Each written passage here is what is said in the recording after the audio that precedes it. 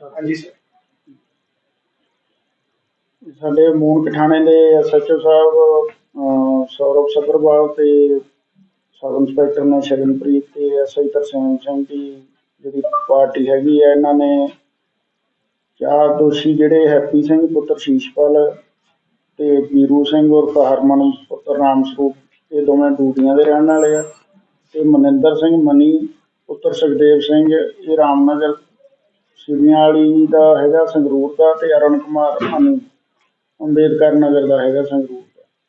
ਤੇ ਇਹਨਾਂ ਨੂੰ ਕਾਬੂ ਕਰਕੇ ਇਹਨਾਂ ਕੋਲੋਂ 8 ਮੋਟਰਸਾਈਕਲ ਬਰਾਮਦ ਕੀਤੇ ਆ, ਜਿਨ੍ਹਾਂ 'ਚ ਜ਼ਿਆਦਾ ਹੀਰੋ ਹਾਂਡਾ ਸਪਲੈਂਡਰ ਮੋਟਰਸਾਈਕਲ ਨੇ, ਪਲਸਰ ਮੋਟਰਸਾਈਕਲ ਆ, ਤੇ ਕਾਵਾਸਾਕੀ।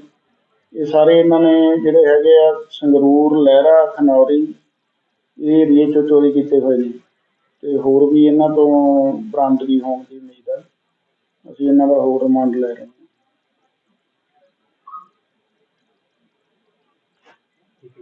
ਠੀਕ ਹੈ।